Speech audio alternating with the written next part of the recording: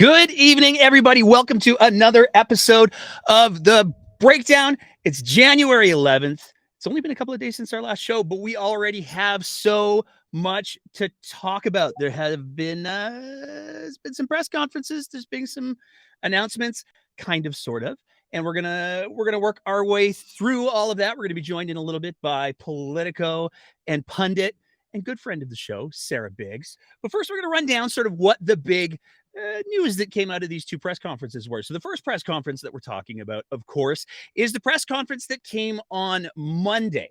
This was the press conference that had to do with affordability payments. Now, a lot of people would have expected that for a big press conference like this, there would have been some senior, some of the heavy hitters, some of the senior ministers. I mean, we're talking about a hundreds of millions of dollar program. The overall budget for the affordability initiative is upwards of $2 billion. So we're talking about some pretty big stacks of cash going on here. One would have thought maybe the premier would have been there, maybe a deputy premier. It's been a while since we've seen KCB2. Maybe the finance minister. But no, we got a bunch of sort of the kids table ministers, and things didn't go super great. So one of the questions that came up right out of the gates was the province announced that they're building their own portal. So the provincial government is going to build a portal as of January 18th. People who are eligible for the program, and there's some pretty strict criteria for that, kind of, will be able to go to the portal. They'll be able to swear on a stack of, I don't know, boxes of Smarties or something. It's kind of vague. That they are eligible to receive this $100 a month payment per kid, or if you're old, then you get it too. And that's how the whole thing's going to work. Now, there were a lot of people who had questions about, A, why are we building a whole portal for this? But also, B, we just saw British Columbia work collaboratively with the federal government, and they were able to turn around and get these payments out very, very quickly because they worked with the CRA, or the Canada Revenue Agency. They have all of the tax information. This would make it very easy to verify who's eligible for what and when, because some of the criteria are a little bit unusual. If you're a senior citizen and you want to be eligible for the program, then you have to promise not to go to jail for more than 90 days after you've applied for the program. So if you're old, don't break the law, I guess. But it also goes from there, because there's a lot of people who are like, why are we spending all of this money building this massive portal? Is there something that we're missing? And the question answered particularly, let's go with gracefully. About your statement that it would take, with CRA, it would take until April. Didn't BC just roll out affordability payments using CRA? So there are more than one way to integrate with CRA. So, for example, our verified accounts currently allow you to integrate with CRA in order to access your tax information, for example, which is a very convenient way for folks if you don't already have your Government of Canada online login for CRA. You could use your Alberta verified account to log in to see your tax information. But in order to access the tax records to integrate for an automatic eligibility determination, the amount of time it would take would push us back months, and that's simply unacceptable. So how did BC overcome that? Did you talk to them? We have been looking at other jurisdictions. Yes, I don't have that with me right now, but happy to get back to you. So it's kind of weird because very clearly BC was able to turn around and they were able to work with the federal government in order to get these affordability payments, or their affordability payments at least, into the hands of people that they believe needed them quickly. Whereas the earliest the payments are going to be coming for people, you can apply as of January 18th, and it sounds like the payments are going to be coming for January 31st. So there's some questions. But one of the other questions that came up had to do with the whole reason for the portal. And that same minister, Nate Glubish, the Minister of Technology, he really got put on the hot seat. In COVID, there was a lot of programs required to be launched in a very short period of time without the ability to let me rephrase that. We had to put forward a lot of programs in a very short period of time The good news now is that we have been working for the last 2 months on developing this portal. Instead of launching something overnight, we have taken the time to do the due diligence, to develop a safe and secure system that is scalable, that can handle millions of users logging on at one time. That was not the case before. It is the case now. And I am confident that we have the best folks on the job. And they've been working hard since November. So it's good that Minister Glubish is saying that he's confident, but his demeanor didn't exactly scream confidence. And there's a lot to unpack in that clip, because not only did he struggle to answer the question, it's possible he didn't. It's kind of hard to tell. But secondary to that, one of the other issues that came up is that he openly admitted right there that when the provincial government launched multiple programs during COVID, so we could be talking about a lot of different things. There's been concerns raised by the Auditor General that the small business supports that were offered by the provincial government actually ended up going to a lot of businesses that didn't necessarily meet the criteria for getting them, and that money's just lost. But we can all remember the vaccine passport problems, where the vaccine passports were issued, and some of them were issued as editable PDFs. We went through multiple iterations of the vaccine passports with the provincial government because they rushed things. It's not the provincial government's purview to kind of, it's not their skill set to kind of work in this area. And yet they're committed to doing so. Now, there's been some speculation and there's been some potential answers as to why they're so committed to taking up this space.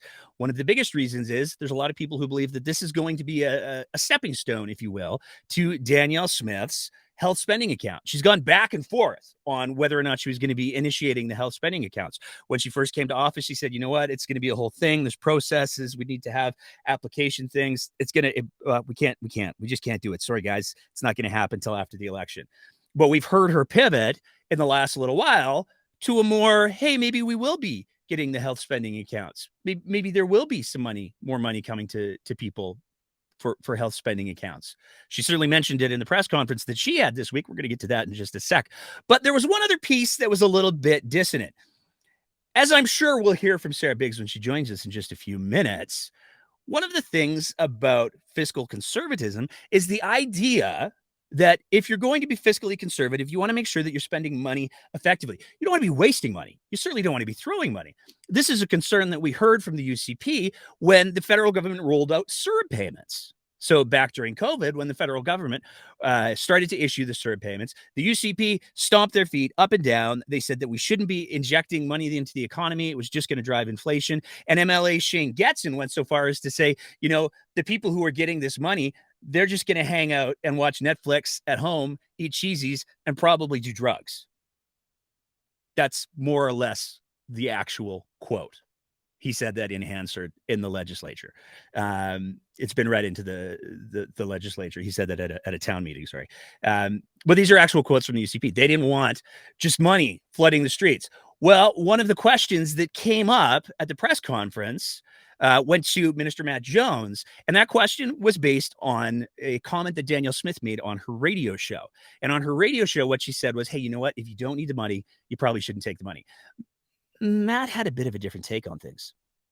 Things the Premier has said on her radio show over the weekend is that for maybe people who aren't struggling but still qualify, by not having an automatic payment, they can not apply. Is that something you'd encourage if people are in okay shape to just not apply? I have full confidence that Albertans who don't need supports but are eligible will do what they've always done. They're going to help their friends, their family. They're going to donate to charitable organizations, or they just won't take the payments. So maybe they'll take the money. Maybe they'll give it to their friends. Who knows what they'll do with it? Maybe they won't take the payments. It's not a very strong message of, you know what, we want to make sure that this money gets to the people who need it the most, especially given that the cap is $180,000 if you've got kids. So if you've got kids and you make less than $180,000, a lot of people who have one kid who have a combined income of $180,000, the $600 over the months isn't going to make a big difference for them. But there's Matt Jones saying, you know what, maybe take the money, maybe donate it to charity, maybe turn it into a tax write-off, because we certainly haven't seen examples with the Smith government where they've, I don't know, maybe the premier has collected money and then maybe flipped it into a tax write-off by donating it to a charitable organization like, I don't know, maybe the JCCF or something. We certainly haven't seen an example of that. But speaking of Premier Smith, she did something a little bit unusual the very next day. Because on Tuesday, it was late Monday, actually, it was announced that on Tuesday she was going to be having a press conference, apparently for the sake of having a press conference. She drew the inspiration, she said, from Premier Klein, who used to have a good relationship with the media. And Smith has certainly received a lot of criticism from a lot of people because she has been very selective about what media outlets she tends to interact with. We've seen she's got a real affinity for organizations like the Western Standard, who I guess count as media, technically, on a pure reading of it. Probably not journalism, on a pure reading of it. She's also got a big affinity for True North. But when it comes to answering hard-hitting questions, doing long-form interviews with members of the real journalistic corps, we haven't seen a whole lot from Danielle Smith. So she decides she's going to have a press conference. She's going to answer some questions. And there were a lot of questions that were kind of, here nor there. But there were a couple that we definitely wanted to take a little bit of time to highlight. The first one has to do with all of those pediatric drugs that she ordered. So you might remember back at the beginning of December, Danielle Smith announced that she was going to be buying 5 million bottles of children's Tylenol and children's ibuprofen because there was a shortage. And it's true, there were supply chain issues and there was a shortage of children's over-the-counter pain and fever medication. Important to note, in most circumstances, those supply chain issues have been resolved. You can go to most pharmacies now, and if it's not directly on the shelves, it's behind the pharmacist's counter. You can get a hold of children's Tylenol. You can get a hold of children's ibuprofen. But Danielle Smith announced at the beginning of December, it was a crisis. She was taking bold action. What did that bold action look like? There's a company in Turkey. Bear with us. This is going to get good. There's a company in Turkey that produces the precursor medication. So they didn't actually produce the medication that Danielle Smith wanted to buy for Alberta, but they made the bits. They kind of like made the parts of the car if they didn't assemble the whole car. So Danielle Smith had worked out a deal with these people where they would assemble the car, they'd make the medication, and they'd ship it to Alberta, 5 million bottles worth. Now, obviously, very competitive environment. So Danielle Smith has been very clear. She had to pay a premium, which means she had to pay more than what would normally be market cost for these medications. But she promised they'd get here before December. Got to take care of the kids. There's only 4 million people in Alberta. There's a lot less kids than 4 million. So 5 million is a really big number of bottles to buy. And people asked, what are you going to do with the spare stuff? She said, we'll sell it to the rest of Canada. It'll be cool. Now, there's a couple of little details that needed to be worked out. My favorite detail of this whole thing is that the company that we're talking about, Atabay Pharmaceuticals, is a company that was, up until very recently, from what we can tell, run by, and I'm not making this up, Dr. Oz's mom.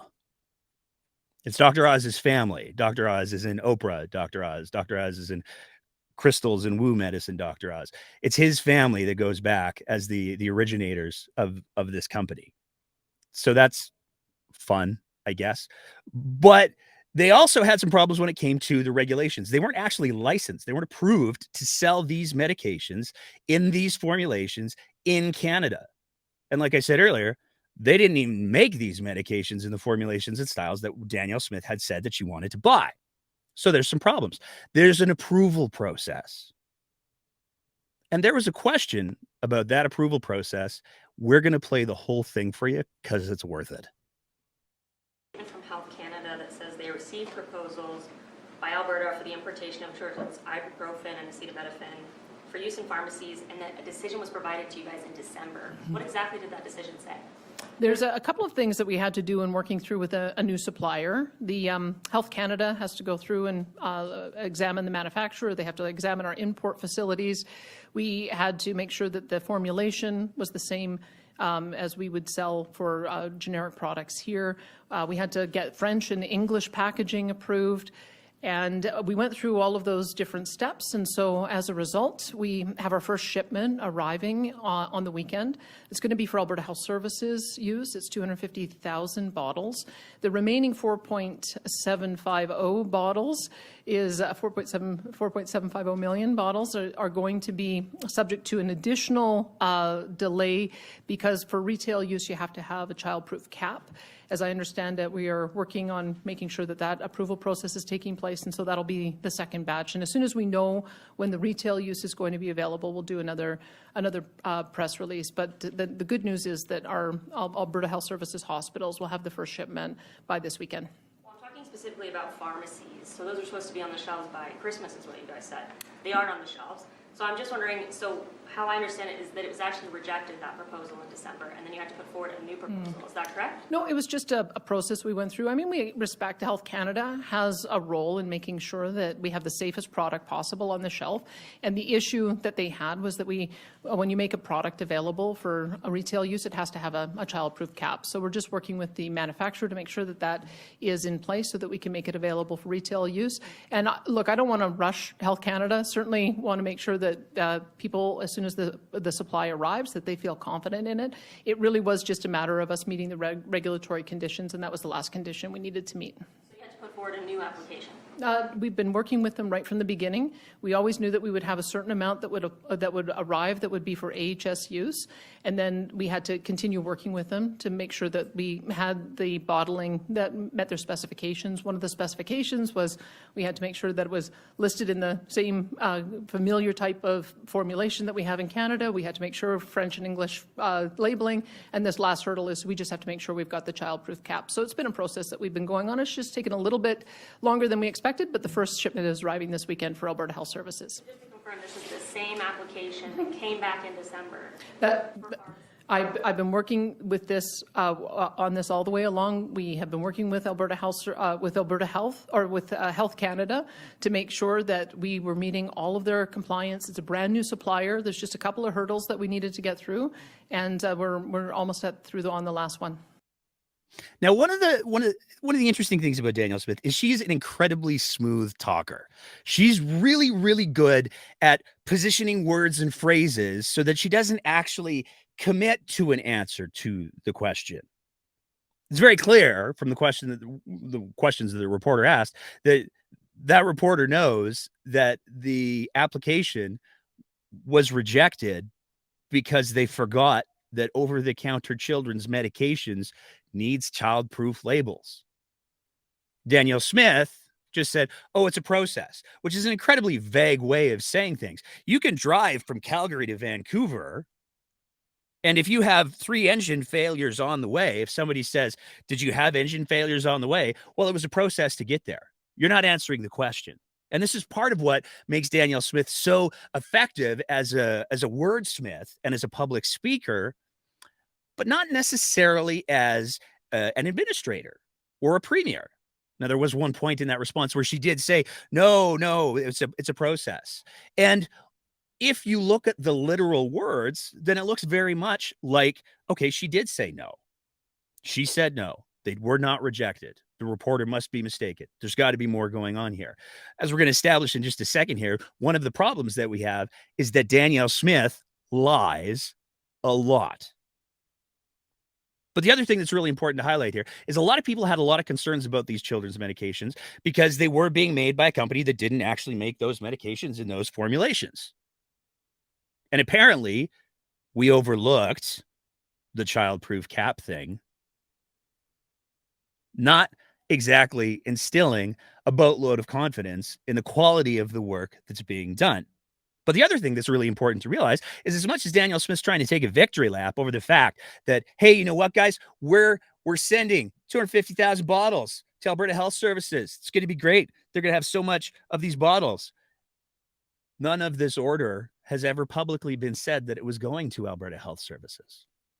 From day one, the way that Danielle Smith has presented this entire little project has been that all of the medication was going to go to retail shelves. The leftovers she was going to sell to the rest of Canada, who would buy it, because who doesn't like off-brand medication that already had problems getting through the approval process when the real stuff's available again? It doesn't make a whole lot of sense. But let's get to the Danielle Smith lies a lot part of the program, because as much as the reporter that we just highlighted there did an amazing job of holding Danielle Smith to the fire, the absolute masterclass came from a senior journalist named Graham Thompson. And Graham had some very, very specific questions. And again, it's a little bit of a longer clip than we normally play on the show, but it's just so worth it. We're going to play the whole thing for you. Thank you. Premier, now you've said that you think that the federal government's out to basically destroy the oil and gas industry in Alberta. If that's their aim to do that, then why are they spending more than $20 billion to expand the Trans Mountain Pipeline? Well, and I'm very hopeful that gets completed. I'm glad that they did make that decision, but I would put that in perspective, that they didn't stand up for us when the Keystone XL pipeline got canceled. They did cancel the Northern Gateway project, even though it had been approved. They put barriers in the way so that Energy East pulled the plug on their pipeline project, and they also created a regulatory process that didn't allow the Tex Frontier mine to go ahead. So I guess when I balance one project against the tens of billions of dollars that have been canceled, that's why I question whether they have a commitment to making sure that our oil and natural gas workers remain in a strong and vibrant industry. So the point that I would say, I've been watching over the last couple of months as well, I guess it's over the last year, when they launched this proposed emissions cap on oil and natural gas, where they want to propose a specific emissions cap on our industry of 42% by 2030, knowing that we're not going to be able to have the carbon trunk line built by then. We're not going to have small modular nuclear rolled out by then. So if you don't have the technological innovations in place at the time that you're setting for achieving your target, it's a production cap. That's the only other way that you can achieve it. And that's why I'm concerned that they keep putting forward these aggressive targets. I think they're sending a very mixed message. I think that we can achieve emissions reductions, but we have to do it over a time frame that makes sense for the investment in the industry and also the technology when it becomes available. That's what we're working with the federal government to make them understand that. All right, Now, you could argue, of course, that Northern Gateway was a federal court that yanked the approval for that because the previous federal government had not done enough work when it comes to First Nations consultation and looking at the environment. Of course, the Keystone XL pipeline, that was Joe Biden. That was a federal decision in the U.S., so we had no control over. But when you first began answering your question, it sounded like you're saying you hope that Trans Mountain would go ahead. Do you have any doubts that the federal government will actually finish that project? I know that there has been significant cost overruns on the project, and I think I've heard Chrystia Freeland say that she is not intending to put any more money into the project. So I'm watching with interest how they bridge that gap to get to the finish line on it. So I'm hopeful that we are able to open it up on time, but I do know that it because of the way it's been managed, it's had significant cost overruns. Now, there's a lot to unpack in that clip as well. I mean, first of all, the just transition piece, we've talked about this on a couple of episodes running now. And as we've said, as industry experts have said, and as you'll see from industry in just a second here, there is a transition that's coming. There's no question about it.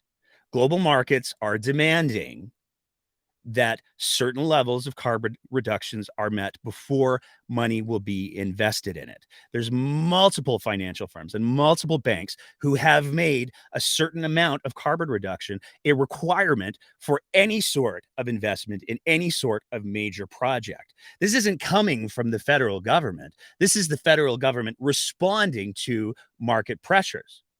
Now, as we also said on the show before, one of the other big factors that's really, really important to appreciate is that oil companies are getting more and more effective at using technology and automation to hit a better bottom line. A lot of the infrastructure that's required to access a lot of the oil sands has already been built. The days of somebody getting out of high school or dropping out of high school to work as a contractor to make $200,000, $250,000, $300,000 a year doing more of the hard manual labor of building that infrastructure, those days are done. They have automated robot trucks that are driving around the oil sands now. People have become very replaceable. That means those jobs are in the process of phasing out. The major capital projects aren't going to be built if those emissions targets aren't met. The Just Transition bill that we haven't even seen yet because it hasn't been written yet, that there's all of this speculation, is being presented under the auspices of saying, you know what? There's a boatload of people that are going to need to be retrained. We're going to need to invest in that. Alberta, we would like to help you. That's the whole thing right there. But Danielle Smith loves to misrepresent that because she needs to have an enemy of the federal government at all times. And Grant Thompson did a really great job of calling her out on a couple of the projects that she mentioned there. But we wanted to just take a sec to really go through the ones that she talked about, working a little bit backwards from there. So starting with Tech Mine. When Tech Mine was canceled, it certainly wasn't canceled by the federal government. It was canceled by Teck. They were very clear in their statement why they canceled it. Global capital markets are changing rapidly, and investors and customers are increasingly looking for jurisdictions to have a framework in place that reconciles resource development and climate change in order to produce the cleanest possible products. This does not yet exist here today. And unfortunately, the growing debate around this issue has placed Frontier and our company squarely at the nexus of a much broader issues that need to be resolved. In that context, it is now evident that there's no constructive path forward for the project. This is Teck, the company, saying the project just ain't going to work, y'all. We can't make it work. There are really big conversations that have to happen. There are demands from the global economy. But let's talk a little bit more. You know, Danielle Smith loves to say, Justin Trudeau, that friggin' guy, you know, when Joe Biden started talking about Keystone, Trudeau didn't do anything except, oh, wait, he did. On May 19th, 2020, Trudeau vows to press any U.S. government on Keystone after Biden threatens to rip up approvals if elected. So before Biden was even elected, well, Biden was still campaigning. Trudeau was saying, hey, whoa, guys, we'd like our pipeline, please. Please don't. Let's not be rash. Now, Biden moved very, very quickly once he got into office. And one of the very first things that Trudeau did was called him to express his disappointment. Danielle Smith has said on multiple occasions, Trudeau didn't even make a phone call. Yes, he did. She's lying again. Let's take a look at some of the other projects. So Northern Gateway, what happened there? Was it the federal government? No, as Grant Thompson pointed out, it was the Federal Court of Appeals. They ruled that running that pipeline the way that they did, they failed to do the appropriate consultation with First Nations. And it's really important to realize that when we're talking about huge parts of that province, there are parts of that province that technically don't belong to Canada. They are unceded territories. There are no treaties that say that the First Nations ever handed that land over. It gets really complicated really fast. And the companies that were building the pipelines tried to ram it through without doing the appropriate consultation, and they got slapped by the courts for it. Period. Wasn't the federal government, wasn't regulations. They didn't do their due diligence, and they got slapped by the courts. But let's take a look at the last one. Who pulled the plug on Energy East? Oh, right. It was TransCanada themselves. Why did they pull the plug? Well, they pulled the plug because part of the formula, because of the changes that need to happen to reduce emissions, to get that investment One of the changes was including downstream emissions. And as soon as you included downstream emissions, the profit margin dropped off, wasn't worth it anymore, so they backed away from it. None of the examples that Danielle Smith laid at the doorsteps of the feds were the feds' responsibility. And we could even take it a step farther, because the only pipeline that is owned by the government in any of this conversation is TMX. And that's the one that the federal government bought to save. All of the other pipelines are privately owned. We've seen over and over from Danielle Smith and the UCP that they believe that there's some sort of responsibility for people, for the province of Alberta, to make it as easy as possible for oil companies to make as much money as possible. We saw in the news today, the whole R-Star controversy opened up again, with the official opposition, the NDP, finally saying, hey, you know what? This R-Star program, it seems like it's kind of a scam. It could be, because it is. The whole R-Star program is designed to incentivize oil companies to do the work that they're supposed to do anyways. It's giving them a bonus for doing the bare minimum. Who's bringing that program back after it was rejected already by the UCP government? Danielle Smith. At the end of the day, the reality is Danielle Smith lies a lot, and she has vested interests that she panders to. And people should really start to be getting upset about this, quite frankly, because we have a provincial leader who has a platform, who's an incredibly effective public speaker, certainly more effective than Minister Glubish. She could be using her skills and her talents to do incredibly good things for the province. But instead, she's using her skills and her talents to get away with lying to Albertans. And as much as there's a lot of people who like to denigrate journalists, and to be clear for the cheap seats, we're not journalists. We don't even get close to doing the kind of quality work that we saw from Graham Thompson and a lot of the reporters at that press conference today. That's not our jam. We don't want to. We like to make jokes and use sarcasm. But we are incredibly lucky that we have journalists like those people who showed up at that press conference and asked the hard questions and held Danielle Smith's feet to the fire when she comfortably lied to Albertans. So from all of us here at The Breakdown to all of the journalists who are doing an amazing job of reporting on all of these things, we just want to say thank you. Because Danielle Smith's going to continue to hammer on her just transition lies. She's going to continue to try to tie the NDP. There's lots to criticize the NDP for. Don't get me wrong. If you've been paying attention to the show for the last year and a half, you know we've criticized the NDP a fair amount around here too. But we also believe people should be criticized for what they're actually doing, not for what somebody else is lying about what they're doing. Danielle Smith is trying to get Rachel Notley to say that she doesn't believe that the federal government should support Alberta through this transition. Now, you could try to argue. You might be tempted to try to say, well, but is there really a transition coming?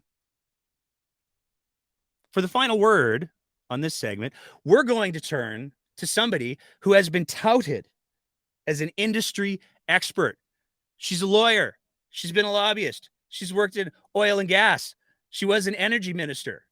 She was the energy minister in 2022 when she did this interview. Alberta's energy sector has traditionally been oil and gas, but there's been more demand for renewables in this sector.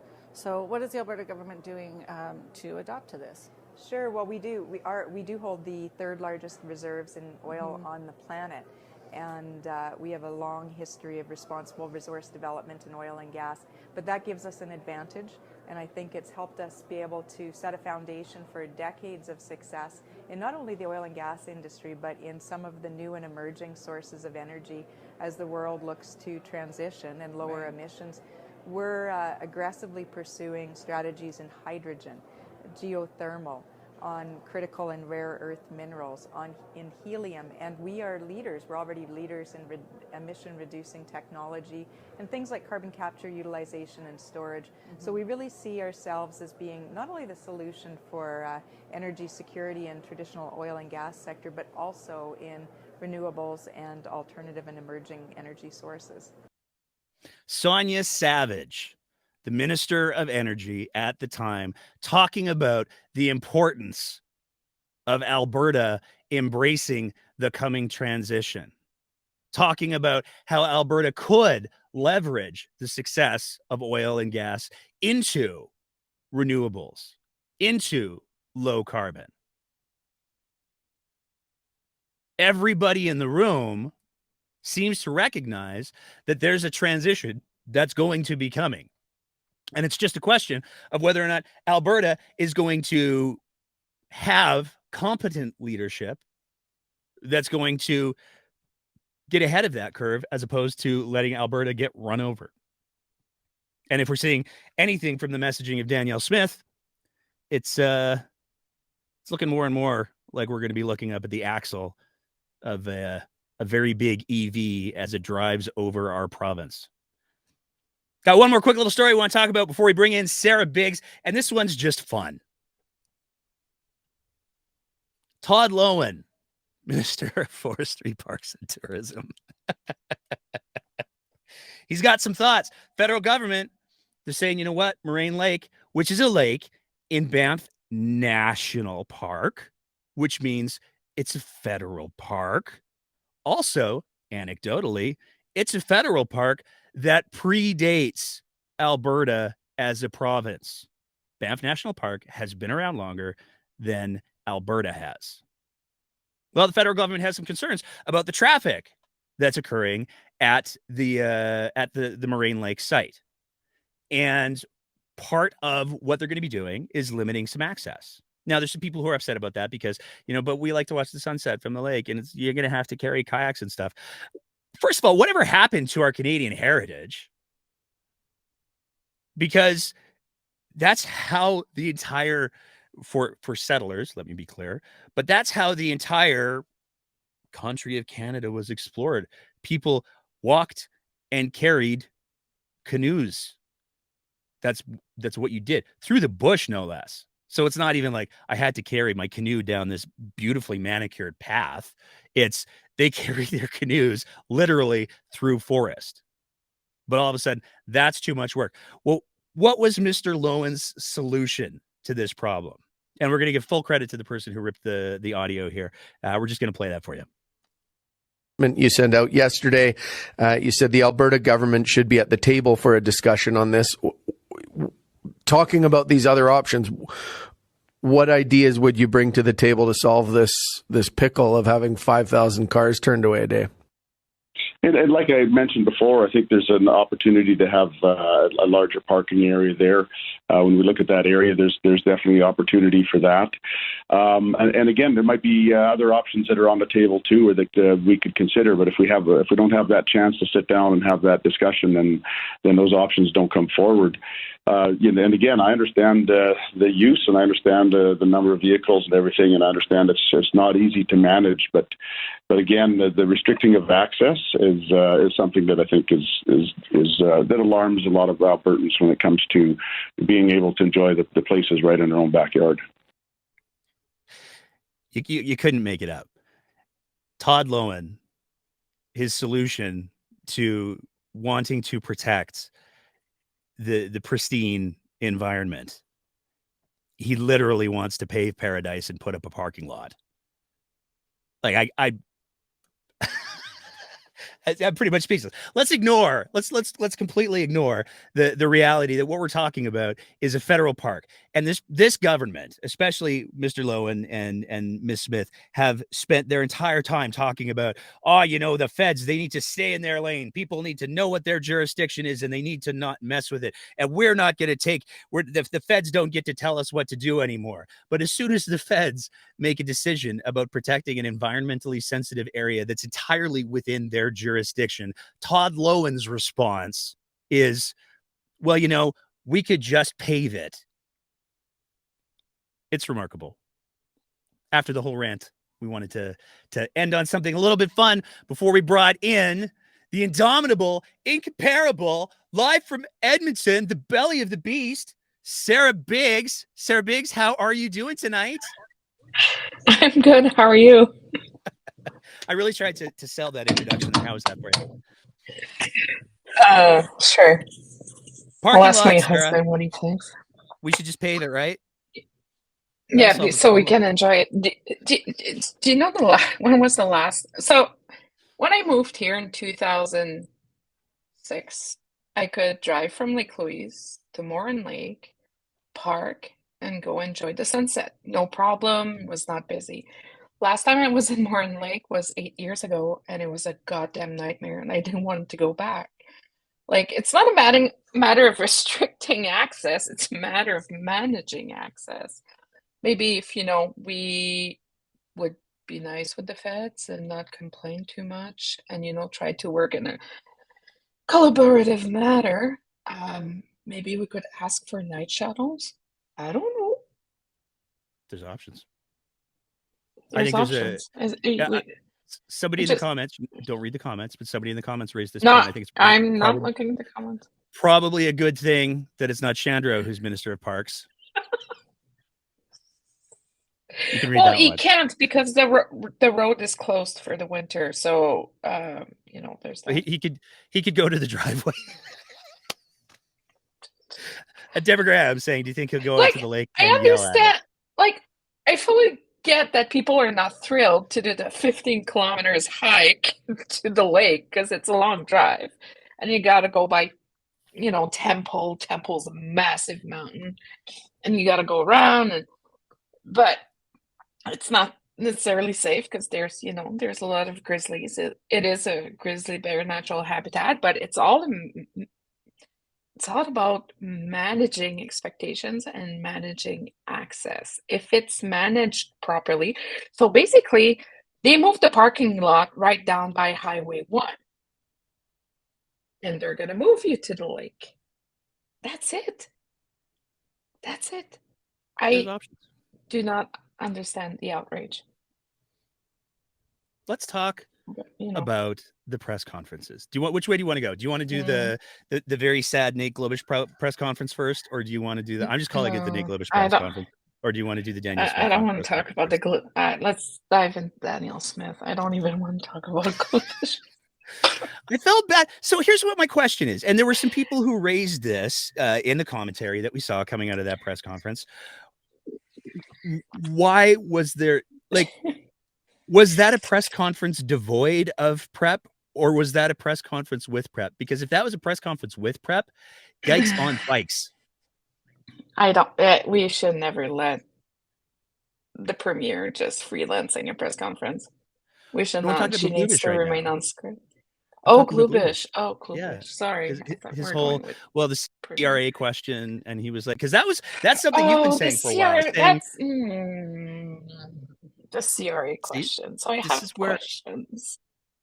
This is what we're here for. So BC's announcement and Alberta's announcement were apart by 4 days.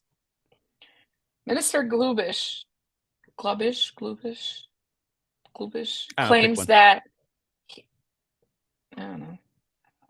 he claims that it could have not been done until April. Okay. BC's getting out this week or next week through the CRA. Yep. I have questions. Did they even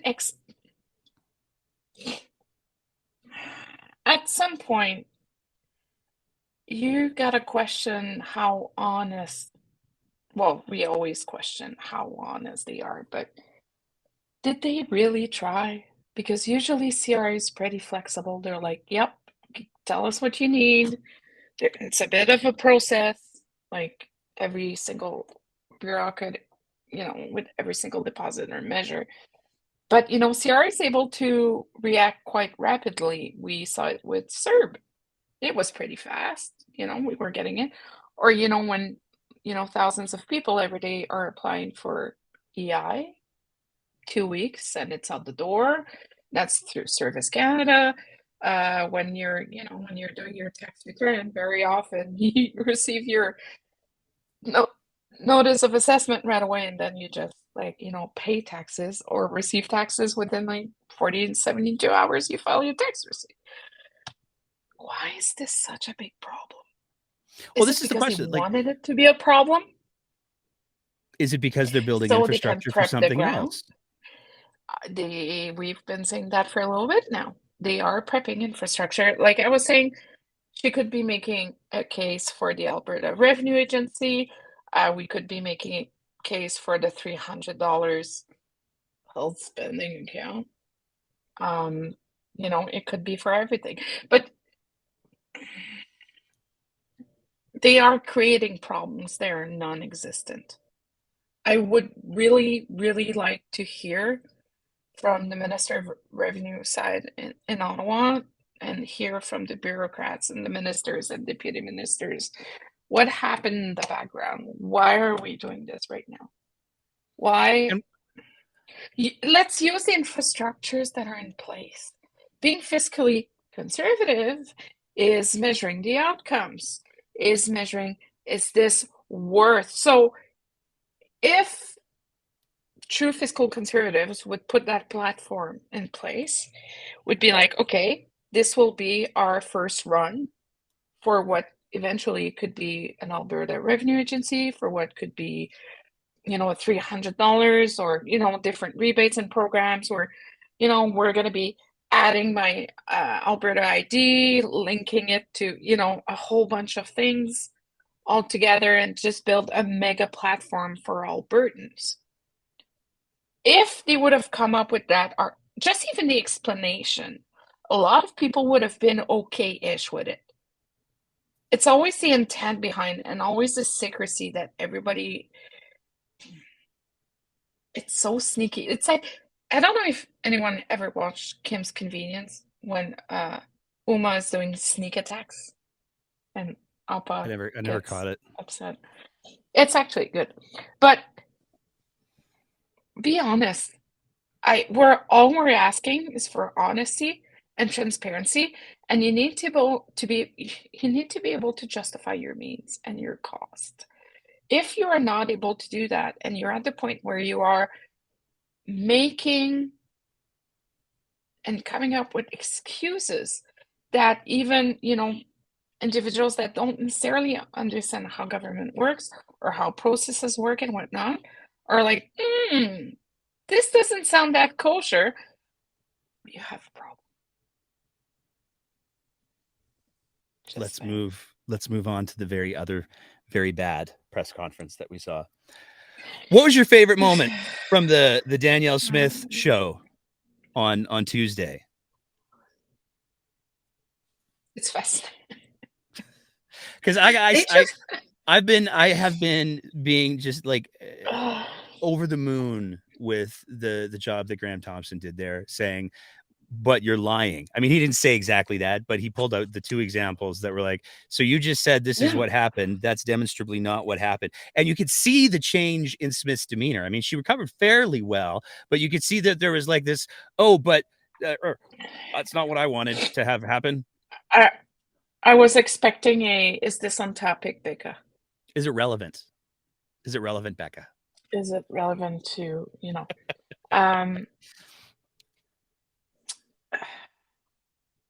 she needs to stay on script. They can't keep doing that. If they want to win the next election, they need to keep her on track, on script, and that's it. No freelancing. Pre-screen questions if you have to.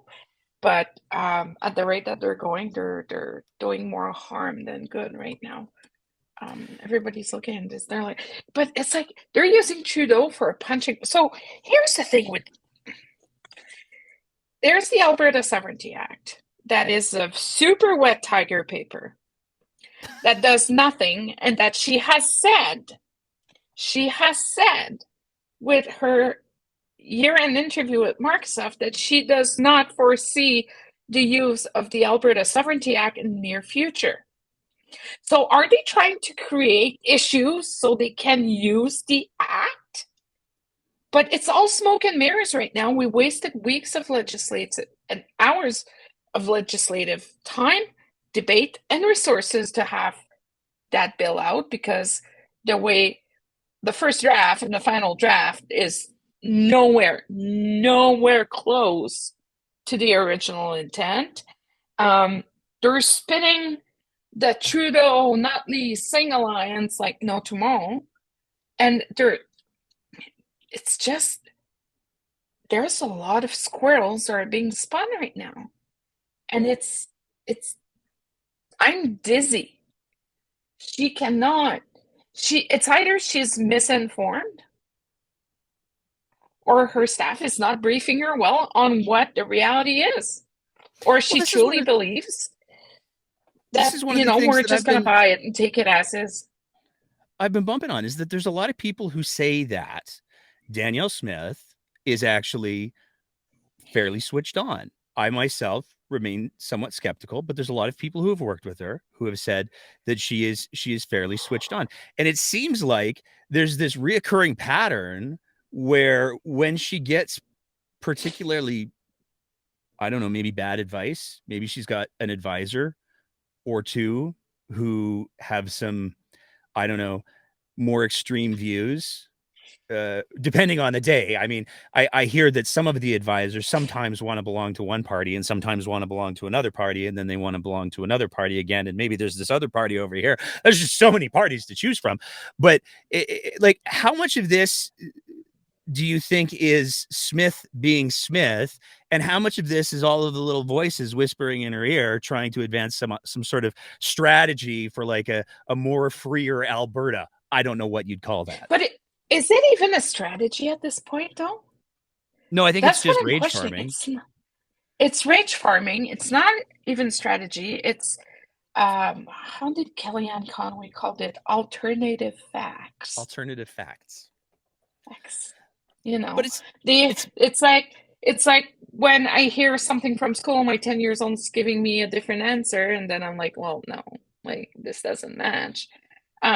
I think that a lot of people are trying to further their personal agenda, are part of that advisor team. Yes, of course. But do I believe that Danielle Smith truly believes what she's been saying?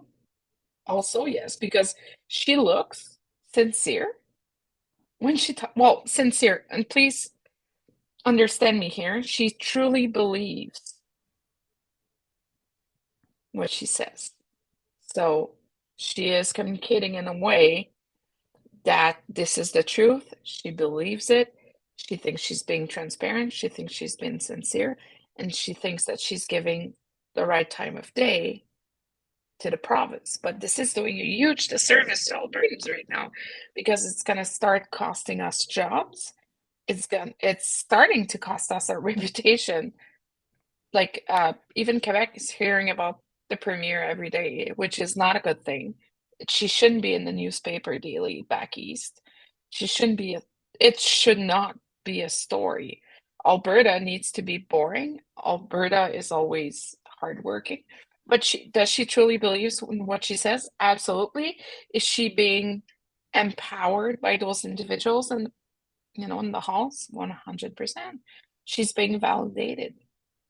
That's what makes her. I have two things that I want to share here. First of all, just looking at the Twitter machines, the top trending hashtag that just popped up on the screen, hashtag Danielle Smith is unfit to lead. Literally, as we were having this conversation, that's what just popped up. But here's what I want to say in regards to Danielle Smith's ability to be influenced, especially for people that maybe are close to her. You know what? I'm not even going to say it. I'm going to let her. The BS detector evolved over time. I tend to be pretty trusting. I'm never going to get tired of that clip. It's the second nod, Sarah. I'm never going to get tired of that clip. I knew you were going to pull it. I knew it. I've saved that one. It lives permanently in the little deck that I have on the side over here. And let me tell you this, in politics, very often, not all the time, but the people that you think that you trust that has your back are not the people whom you should trust. Oh, And they don't I know have it? your back.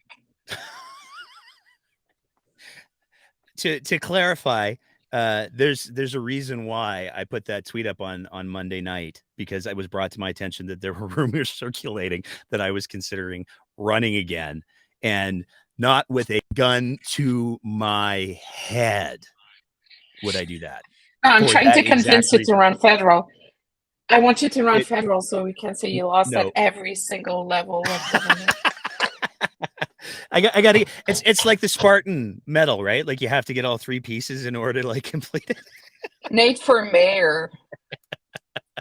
Oh, good. So you God, have the no. feds, you have school trustee, and you have the mayor position. That's it. Nope. That's your agenda for the next 12 Nope. years. Nope. Although there was a brief campaign on Monday night to see if we could get enough signatures to get Not Kenny on the ballot. I don't know what the rules are for that. I would love to have Not Kenny run for something, but I feel like there's probably no. I think you need to have a heartbeat, because remember Jet Thunder? Do you remember Jet Thunder that ran for Senate? Jet Thunder's for Senate. So you can, yes. So you can do that, but you need to have a heartbeat. So I would need a proxy, Not Kenny. This could get complicated. How do we? Talking about heartbeats. So everybody remembers how it was super late one night for a show because the hamster ran away. We didn't know where it was. Well, the damn hamster died yesterday. What was his name again? It got changed a few times. Last time was, I think last time it was Mango. It's hard to mourn poor Mango when we don't even know Mango's name. It was a tight relationship. He passed last night. Well, or yesterday during the day, or I don't know. But pour one out for Mango, folks. There will be a replacement. Yeah. With the other piece for Smith. Let's talk about the medications for just a second. So she moved the goalposts right off of the field, because now we're giving 250,000 bottles to Alberta Health Services, who that was never part of the plan. That was at least publicly spoken to. And it appears that we forgot. Again, I just can't, we forgot the childproof caps. They're spinning, but they're spinning the wrong way. Like, seriously, if there's a problem, just say maybe they need to push down on the cap harder. That's how the childproof caps work. They're having problems with the seal. I always have problem with the seal surrounding the cap. I always break my nails. But no, yesterday I walked into the pharmacy, saw some toddler Advil. I was like, well, I have paracetamol at home. I'm gonna buy ibuprofen because it's good for fever when you're alternating. It really, it's really good. But Jesus Christ, she couldn't skate more during that press conference about the issues and the hurdles. Of course you have to have bilingual tag. Of course they gotta go and make sure that, everything's kosher over there. Of course they gotta make sure that, the format and all that is presented is the same, because 5 mils is 5 mils, right? When you give tempra for an infant, you give 1.75 when they're under 23 months. And anyways, it's math and all that, and dosages. When they're over 2, you give them 5 mils. Anyways, but Lord Almighty, can you please tell us the real reason why we're having issues here? Because they're spinning, but they're not. They messed it up, but at least spin it in a way that is believable, and not tell us that there's a problem for caps for children medicine that tastes good. No, I believe that. I entirely believe that they didn't get the children's caps. The Health Canada said, no, y'all need the children's caps. I entirely believe that. But I wanted to talk about the labeling for a sec as well, because there's a lot of people who have said, hey, you know what? It's Alberta. Nobody speaks French in Alberta. We're good with just English. But here's the problem with that. First of all, it's not Exactly. Not true. There are lots of communities in Alberta that are predominantly It's not true, francophone. though. It's But not here's the true, other thing. though. Here's the other thing. She said from the beginning, we're going to sell it to the rest of Canada. So if we don't want to get stuck with 5 million bottles of children's medication that we're paying a premium for, if we want to try to recoup any of the money that we're inevitably going to lose on this, we have to be able to unload it to some of the other provinces. And there's no way that other provinces are going to ask to bring. You think Quebec's? We're talking like the two biggest provinces, the two most populous provinces are Quebec and Ontario. You think those two provinces are going to be like, nah, it's cool. Send us the English stuff. We're just going to take a bath. Especially not Quebec. Everybody's going to get up in arms about it. And, Quebec is trying to suppress the English language in Quebec right now. So, it's not going super well. But, speaking English in Quebec is not a good thing. But, no, it's just absolutely ludicrous. Like, there's botching a job. I understand the intent that they had behind it. Because, yes, we were in dire need. But when you're making something so performative that so many weeks later, it's not even approved for public consumption yet, we're still having issues. They bought it at a premium. They will sell it to the pharmacy at a lower cost, subsidized cost. So pharmacies can sell it at a reasonable cost and still make a profit on it. Let's remember, pharmacies are businesses. They're not going to sell it to you at cost. There's a lot of issues that are happening in the background, and I have a lot of questions again. Like, when will Health Canada approve it? When will Health Canada approve it? It's one thing to... I feel like the approval for AHS was the consolation prize. I feel like the approval for AHS was they needed to have a certain amount shipped. And they said, well, what if we don't sell these ones? What if we just use them in hospital? Can we get away with that? And the Fed said, okay, we'll give you an exemption for that. That's what I feel like happened. Because that's why I say it's the consolation prize, because they would have been stuck with probably money up front with zero product 6 months later down the line. Maybe I'm wrong. Maybe the approval is going to come out next week. But I feel like there's much, much, much more issues than what we're being told. And at the end of the day, the point of that purchase was to keep the kids out of the hospitals because parents couldn't treat fevers at home. Jesus, Lord Almighty. So if your purpose is say help is on the way, parents, we're here for you. Trudeau bought 2 million bottles. The supply chain will adjust, but we will buy 5 million bottles because there's about 4.4 million Albertans. And how many kids? If someone can look up how many kids we have in the province. So why are you still doing it? If the first shipment is now meant for the hospitals when there's zero shortage. And I can tell you that the main provider of paracetamol and ibuprofen will be upset in the background because they will be losing business, and that will be affecting us on the long run. Free market, yo. True facts. I think it's funny. I think it's a tragic waste of money, but I think that it's another example of... Danielle Smith has this thing where she thinks she's the great loophole finder and the great problem solver. She said it publicly many times. I'm not speaking hyperbolically here, but the problem is she never understands the parameters in which she's working under. And so she keeps coming up with these insane solutions that don't do anything other than cause more harm. But do they even try to measure the outcomes?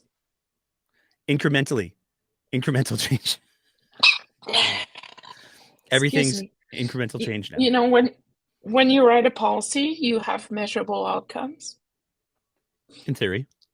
But that ain't it. That's not, I think. Well, we've even seen, Most like of Danielle, yeah. she's been talking about the wonderful changes that have happened within healthcare. And we saw multiple news stories this week. The Alberta Professional Firefighters and Paramedics Association came out and said Alberta is experiencing an EMS crisis and we cannot continue as is for much longer. There's too much at stake. There was a news story that came out of Red Deer where it talked about the fact that there were 2 patients who were shipped past Red Deer because there was no spaces in the hospital. Yeah, it was not pretty. The Lethbridge Yeah, Fire it local was. said over the last few days, we have seen situations where no physical ambulance is available to respond. We have seen our closest ambulance responding from rural communities over 30 minutes away. Our fire trucks respond with advanced care paramedics, and in Lethbridge they do, and continually bridge this gap for the community, at times waiting on scene for an ambulance to arrive for long periods of time. This is not a new issue and has been highlighted over an extremely busy holiday system. The provincial EMS model is broken. This is coming from the Not on, Lethbridge Fire local. but not only that, how many rural emergency departments are closed right now because they just can't? There's tons. Or I mean, announced. Oyen is closed, and the next closest hospital is in Yeah, Saskatchewan. Now, Oyen's pretty close to the Saskatchewan border. It's true, there's but there's so many of them are closed right now. Like Lethbridge doesn't even have obstetrics. well, this is the other Like, question. This is the other basic question. We hear Danielle Smith. One of the things that she talked about at the press conference was the fact that there's 55 operating rooms across the province that just require minor retrofits in order to get up and running. Now, this is true because if you're familiar with the history of the healthcare system, there's the Lougheed era design of hospital, which is most of the rural hospitals that were built around that period. They're all the same sort of floor plan. They all do have operating brown. rooms that were built in there. But these operating rooms are in the same hospitals that are closing because they don't have staff. So if you can't keep a Yeah. hospital open for the basics, how are you going to find staff to run an operating theater? You can't. So, funny story. When I was in Canmore, so I lived in Canmore for a while, and I had to have my gallbladder removed. And there's one surgeon in town. His name was Dr. Pachenkov. And very often, the family doctors in town were the anesthesiologists. So you could have your family doctor proceeding with the anesthetics for your surgery. You know, we are so short of resources right now, it's not even funny. And it is to a point where I don't understand why there's no subsidies or a higher investment for spaces in universities for nurses, so we can have more nurses trained. On the long term, it's not going to fix it right away. Facilitate transfer license transfers between provinces, because I'm the perfect example of, hey, I can't practice here, sorry. They wouldn't even touch me during the pandemic because I offered to help, and they were like, no, we can't touch you. And I was like, okay, that's fine. I was even, willing to just be like a help, bathe, clean, just help with, moving patients, but no, they wouldn't touch me. So we are I really, really, really wish the government would stop being so short-sighted and have a goddamn tunnel vision of what they want to have and try to look at it as a whole. Firing the board did nothing. Absolutely nothing, because the guy, 3 weeks after he was in the job, he's like, oh no, everything's fine. Everything's great. Better than could have imagined is the quote. Yeah. It was going beyond all expectations. So what do we do now? How do we deal with this? There's cancer surgeries or not. How are we going to staff the brand new spanking cancer hospital in Calgary, Nate? How are we going to staff this? Staff is burned out. There's going to be another wave of COVID, and with the Kraken, I don't expect it to go extremely well. What do? We're at crossroads where ideology needs to be put away, and we need to look. So when you're governing, when you write policies, you need to look at what is best for the province, not for your pockets or not for your own ideology and get brownie points from your peers. You are elected. Well, okay. You are, sorry. You won a leader. No, she can't did. even She talk. did.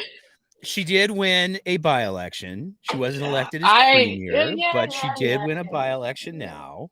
So yes, technically, but technically, anyways, when you're elected, you need to look after Albertans. You don't need to look after your friends or your ideologies or what you have in your notebook or what you think you believe is right when you walk around and say, "Oh, I'm not going to be listening to experts." Like, we need to stop that game because it's going to start hurting Albertans more and more and more, from healthcare to education to transition to energy sector. And what we will be seeing now, I'm telling you, if we don't wake up, if we don't start acting like rational, intelligent policymakers and, individuals engaged in their communities to try to get out the vote and elect representatives that will be working for Albertans, I'm telling you, I'm worried that in 30 years, we're going to be turning into Detroit. I mean, there's an amazing Twitter account called @YYC Cowboy, and this individual, I think it's a he, but I shouldn't make assumptions like that. This individual has been, there's somebody who has access to some pretty insidery information, and they've been tweeting out nightly threads. I want to read tonight's, just as sort of a happy thought. He said, that's the sarcasm. Yeah. As reported last night, Oyon's Big Country Hospital will see nightly ER closures, 7 p.m. to 7 a.m., and a full acute care closure starting January 16th. Closest ERs during the downtime is Kindersley in Saskatchewan, 100 kilometers away, Hanna, 113 kilometers, Leader in Saskatchewan, Coronation, Provost. Cold Lake Hospital has no anesthesia staff on site, which means no surgery or obstetrical services requiring epidurals or C-sections. Good luck if you need an epidural. You're not going to get one. Stettler is showing an obstetrical service closure from January 6th to 9th on the dashboard with no updates, and St. Paul is showing no obstetrical services until 7 p.m. January 12th. Surgery unavailable January 7th and 8th. Barhead continues to see no surgical or obstetrical services, required epidurals or C-sections available. Shutdown started at 3 p.m. today and goes until 7 a.m. January 18th. Further shutdowns January 19th to 21st, January 23rd to 25th, and January 26th to 31st. I'm still not done. Rimbey, Westlock, Three Hills, Sundre continue to see the full closure of all obstetrical services, with expectant moms being diverted to other hospitals. Nightly ER closures continue in Grimshaw, Toefield, Daysland, Swan Hills, Boyle. Full ER closures continue in Hardisty and Consort. Fort McMurray Regional Lights Hospital is still showing a closure of its surgical department. I mean, the thread goes on, but so this is rural Alberta that's suffering. That's what I was going to say. Hey, rural, do you feel like you're being heard and respected? And that the government is really trying to fix it? Maybe they're trying to fix it, but I do not know what the hell they're doing when mothers, and trust, well, I know you know, I made it to 7 centimeters, then called for an epidural, and I had my epidural within 15 minutes. Like, I had the privilege of getting that service because I was at Foothills Hospital. If I would have been in Canmore, if I would have been in Slave Lake, if I would have been anywhere in the province, I probably would have not gotten it and being told to suck it up. How is this? And let's note here, when obstetrics are being shut down, when surgeries are being shut down, when anesthesiology is being shut down, very often when surgery cases and anesthesiology is involved in rural, it's for C-sections. It's for women that are giving birth. So women are being penalized right now, and they are paying the high price.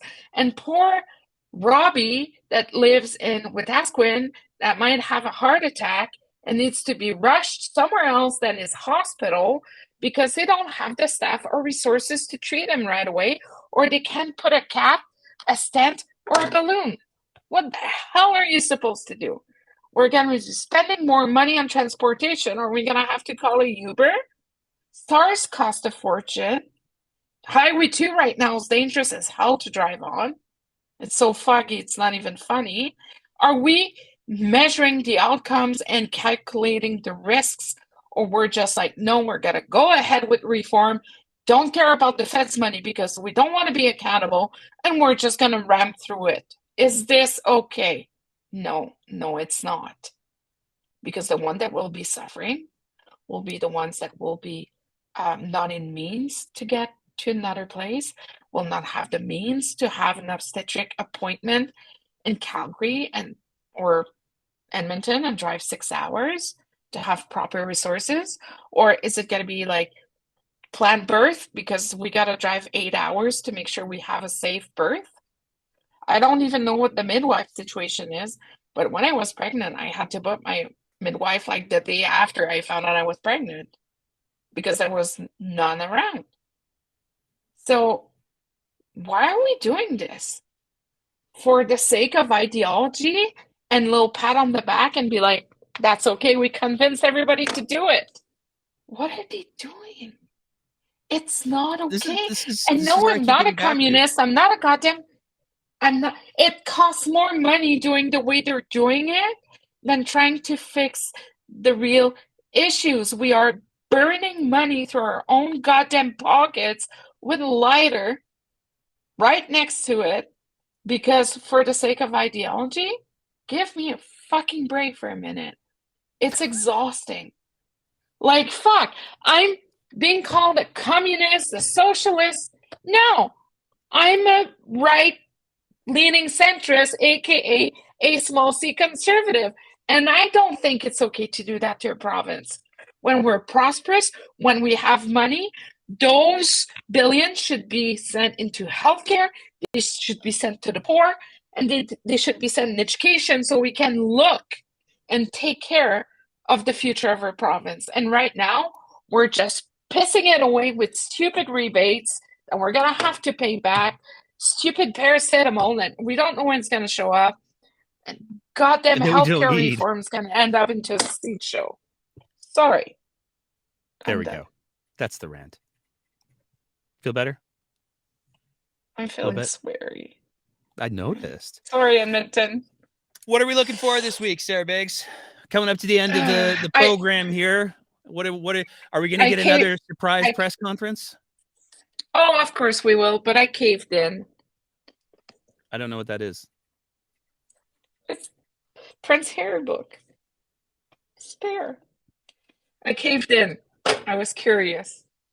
Okay. What are we going to see this week? I'm hoping. What day is it today? Wednesday? Yeah, it's Wednesday. We got 2 days before the Danielle Smith radio show. Oh God. I'm hoping nothing bad is going to happen. That's for sure. I don't know what I'm looking for this week. They're kind of in caretaking mode right now. What kind of work in the background? It's kind of weird. It's like we're rolling to election season. So budget's going to be presented in less than a month, February 7th. So right now, do you always notice how it's funny how budget consultations always happen less than a month before budget is being presented and it's probably all written, set in stone? Oh, totally. Quite interesting. It's totally performative, by the way. No, sometimes not, but I'm hoping the opposition will be picking up soon because they need to wakey a little bit. There's a lot of bad things happening right now. I'm hoping that some advisors will start seeing the light and try to stop peddling stupid talking points. I hope that we're going to be able to hold the government to account in regards to the transition. We've known that the transition, how long have we been talking about transition and environment and targets, Nate? The first carbon tax was brought on by Stephen Harper in 2009. Anyone remembers the Kyoto Agreement? Oh, that was interesting. We knew it was going to happen. It's like when you're not, filling up your tank of gas and you're on the highway too, and you're like, oh no, I ran out of gas. Oh no, what are we going to do? and you knew it was coming. Like Maddie would say, oh no, oh no. But can we just be smart and be prepared for once? That's what I want. I want to see real actions from the government, not some performative smoke and mirrors bullcrap that is so. Where are the moderates in this caucus? I want to know. But I'm also hearing that the COVID counseling committee, or whatever you want to call it, advisory, apparently has not received caucus approval. And usually when that happens is that there's problems within caucus. Well, we we heard a couple of little birdies tell us earlier today that the message was given to caucus that you know what, we've picked our people and you'll like it. And apparently the division between rural caucus and urban caucus is as stark as it's ever been, and it's getting pretty spicy. Some of the names that are being bandied about, boy, I hope they aren't accurate, because yikes on bikes if they are. I don't even want to pronounce I'm not saying it because them. I'm gonna get another email. I'm gonna get another email, and I don't want to wake up tomorrow morning, take a screenshot, and send you a text and be like, what the fuck is this? But no, seriously, I think we're gonna see more and more division. Sonia Savage is someone who's fairly reasonable. And right now she's being put on script and be like, you're just going to put up with it and you're going to push it, because Sonia Savage was not like that 3-4 years ago. And it's disheartening. And I'm hoping that the progressive in caucus will start being loud and stand up, because this ain't conservatism, folks. This is barely a functioning government. It's certainly not any traditional definition of conservatism in Alberta. It's certainly not. No. I don't even know if you can call it populism, because it represents such a small fringe minority of views. But I don't know, man. But those people are special. You know what the good news is, though? This is the plug part of the show. The good news is the newest episode that we have has dropped for our Patreon supporters. Oh yes, yeah. Oh, it is so good. We've already had quite a bit of feedback from a few of our Patreon folks. We posted it at dinner time. Already a few people have watched it and are saying wonderful things. It's a conversation with Lydia Green, who is one of the founders of an organization called Back to the Vax. And this thing is, there's certain conversations that we've had on the show that just stand out as like, I'm so glad that I got to have that conversation with that person. That was an absolute privilege. This is definitely one of them, because Lydia's story about how she fell down the rabbit hole of the anti-vax hyper wellness movement, how far she ended up down that rabbit hole, and how she got out of it to now be in a place where she's not only pursuing a career in healthcare, but she's doing advocacy work to make sure that more people have access to the information presented in an important way. And I would actually really encourage, if there's anybody who's a healthcare worker who's in our audience, pay attention to this one. It's going to go public on Friday, and there's some really important messages that Lydia shares for healthcare workers in it. I would strongly encourage you to take a listen to it, because there's some things that I think healthcare workers can be doing better to decrease the priming of people who fall down these rabbit holes. So again, that's available. Can I just add some? Go ahead. Yeah. No, sorry. Go ahead. No. So I just wanted to say, when COVID hit, two things. When COVID hit, when I found out I was pregnant like 2 days before COVID hit. And then I found out I was pregnant. I texted my husband's cousin that was doing some research on COVID in BC. He's a PhD student. And I was like, so, how dangerous is that thing? It was like, stay home.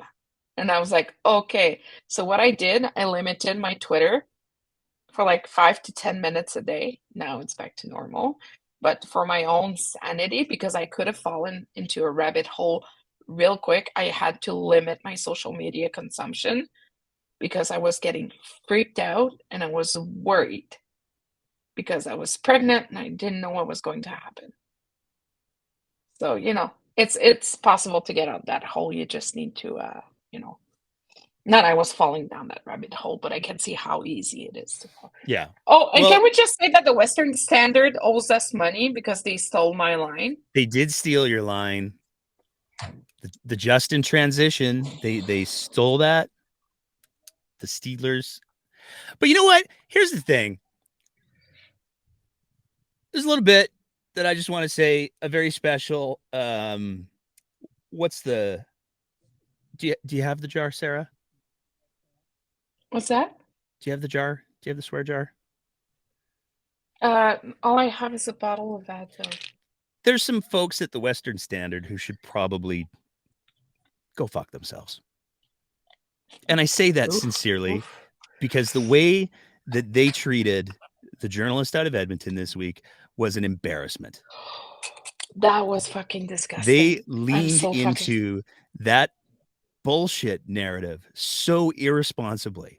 And that poor journalist who was experiencing a medical crisis, she had to lock her social media because they were part of an effort that tried to make it sound like it was in some way vaccine related.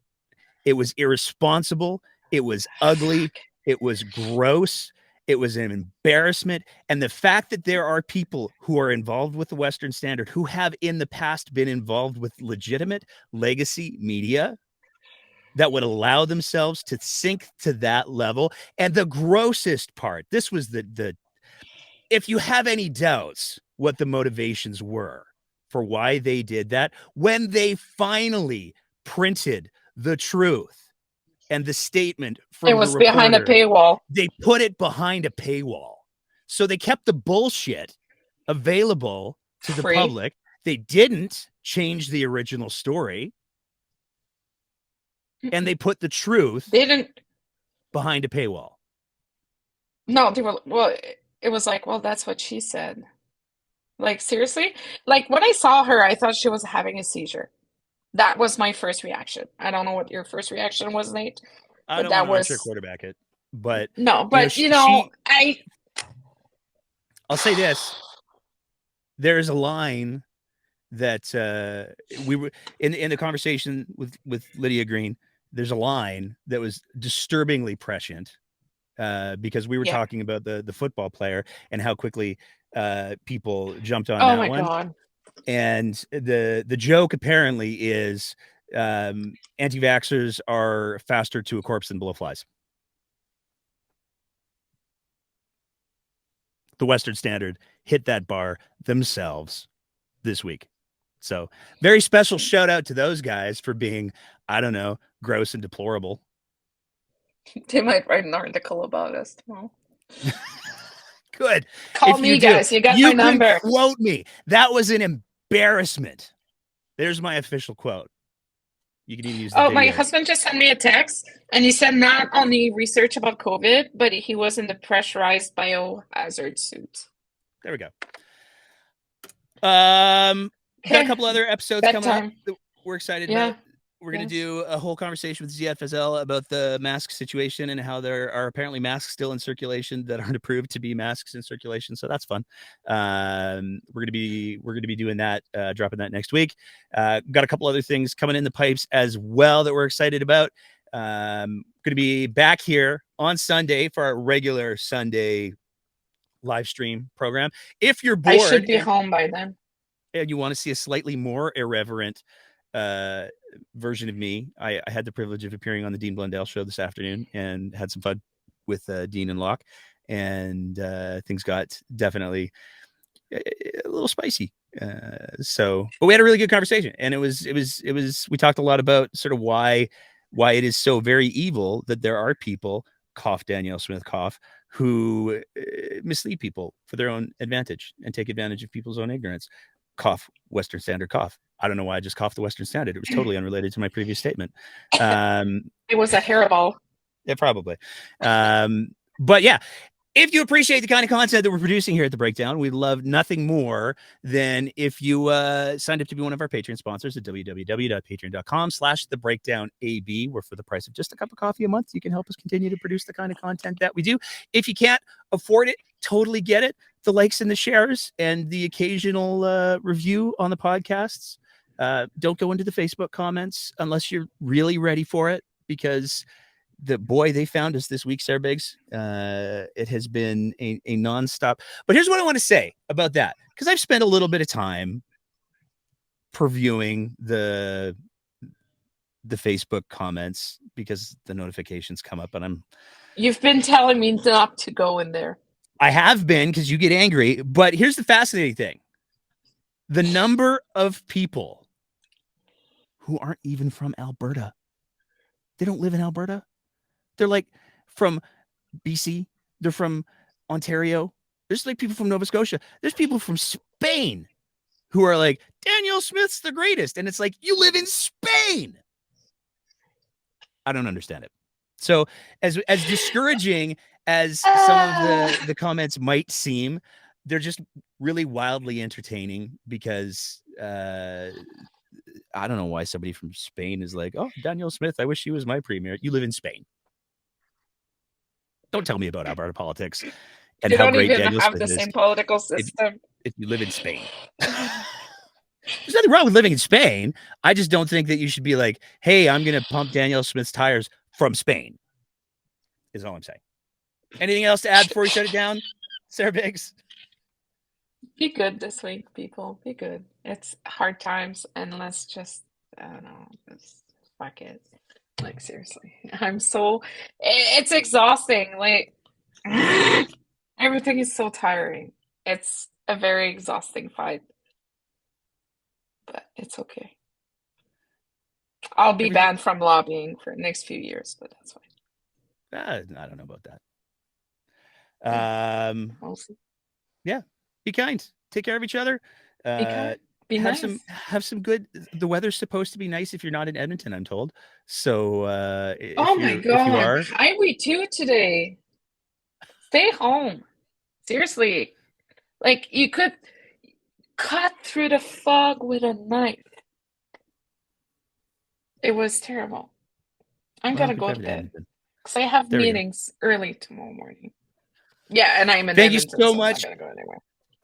Thank you so much again, Sarah Biggs. Thank you to everybody who was we had an active chat tonight. It was really great to see. Thank you, everybody, for throwing your comments in there. Sarah's going to go read the comments right now. Thank you to everybody who was listening along on the Twitter Spaces. I finally get the system set up so that we can have people commenting on the Twitter Spaces, and nobody's raising their hand anymore. Everybody's just doing the comments on the YouTube and the Facebook. Sunday, I like it. Somebody, I like it. I want to open mic it a little bit more. So I'm going to say, if anybody's listening to the podcast version of this, or if you're watching the thing on Sunday, if you got some thoughts, bring them to the Twitter Spaces. It's going to be fun. I know a lot of people are leaving Twitter. There's a lot of people leaving Twitter. Lord Fluffington will be back on Sunday. There we go. As always, thank you so much, everybody. Have a great night. Take care of yourselves. Keep the conversation going.